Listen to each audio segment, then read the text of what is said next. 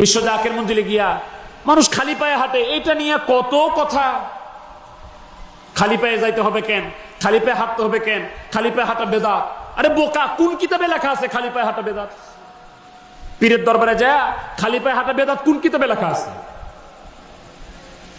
এটা গ্রহণযোগ্য ফতোয়া রেফারেন্স দিয়া বলেন আপনি। পীরের দরবারে গিয়া খালি পায়ে হাঁটা শিরিক, এটা কোন কিতাবে লেখা আছে? আমি তো অনলাইনে কথা বলছি, আমাকে দেখায় আপনি যে কোন ফতোয়ার কিতাবে লেখা আছে যে পীরের দরবারে যে খালি পায়ে হাঁটলে শিরিক হবে, বেদাত হবে। বরং সম্মানিত জায়গায় যায়া খালি পায়ে হাঁটার আদব আল্লাহর হাবিবের কদমে সাহাবায়ে কেরামদেরকে নবীজি শিক্ষা দিয়েছেন। যেরকম আল্লাহু আকবার। যেমন তাফসিরে মারিফুল কোরআন, যদিও আদবের কোনো দলিল লাগে না, তারপরে বলছি সহজ হবে।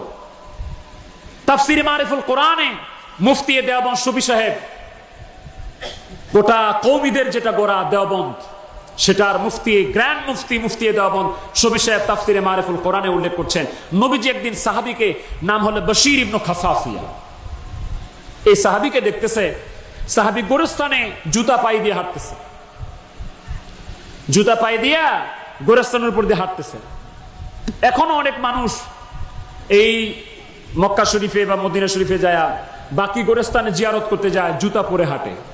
আমরা অনুরোধ করব, আমরা আহ্বান করব, আপনি জুতা পরে হাঁটিয়েন না। আমরাও গেছি ভাই, আমরা জুতা খালি পায়ে হাঁটছি। আপনি দেখাবেন আমাকে যে মদিনা শরীফে যা, বাকি গোরস্থানে যা মানুষ জুতা পরে হাঁটতেছে, আর আটরশি যে আপনার জুতা খুলে হাঁটেন। ভাইজান, এই মদিনা শরীফে এখন মানুষ জুতা খুলে হাঁটতেছে, এটাকে দলিল দেখায়েন না। হাদিস শরীফে নবীজি কি বলছে একটু খেয়াল করে দেখেন। বশীর ইবনে খাসাসিয়া গোরস্থানের উপর দিয়া জুতা পায়ে দিয়ে হাঁটতেছেন। আল্লাহর হাবিব বললেন, এ বশীর ইবনে খাসাসিয়া, ইযা কুনতা ফি মিসলি হাযাল মাকান ফাখলানা আলাইক। এ বশীর ইবনে খাসাসিয়া, যখন তুমি এরকম সম্মানিত জায়গা দিয়া পথ অতিক্রম করবা, হাঁটবা, চলবা, তখন তুমি তোমার জুতা খুলে ফেলিও। আমার রাসূল শিক্ষা দিয়েছেন, আমার দয়াল নবীজি শিক্ষা দিয়েছেন। তুর পাহাড়ে মুসা আলাইহিস সালাম যাচ্ছেন, কহিতুরে মুসা আলাইহিস সালাম যাবেন, আল্লাহ পাকের সাথে কথা বলবেন।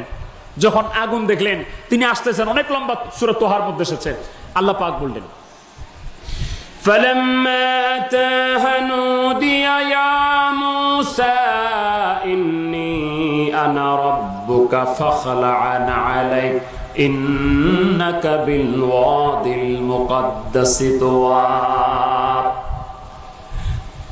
যখন মুসা আলাইহিস সালাম তুর পাহাড়ের পাশে তুয়া উপত্যকায় আসলেন, আল্লাহ পাক ডেকে বললেন, মুসা রে, তুমি তোমার জুতা গুলি খুলে ফেলো।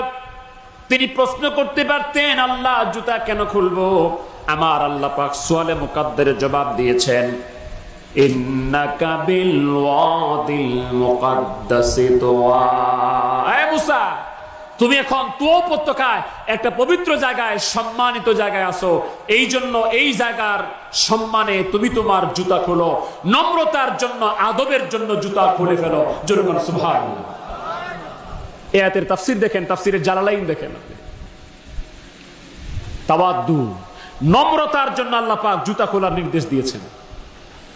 আদবের জন্য আল্লাহ পাক সম্মানিত জায়গায় জুতা খোলার নির্দেশ দিয়েছে। আর না বুঝে কই শিরক, বিদআত,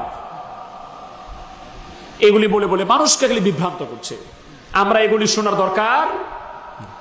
একটা মানুষ যখন দুনিয়ার সব জায়গায় জুতা পরে হাঁটতেছে, এই মানুষটা যখন বিশ্ব জাকির মঞ্জিলে যায় খালি পায়ে হাঁটতেছে, দেখতেছে সবাই খালি পায়ে হাঁটে, তখন তার ভিতরে সমানভাবে একই ধরনের খালি পায়ে সবাই হাঁটে, তখন সাথে সাথে খালি পায়ে হাঁটার সাথে সাথে মানুষটার নম্রতা চলে আসে, ভদ্রতা চলে আসে, আদব চলে আসে।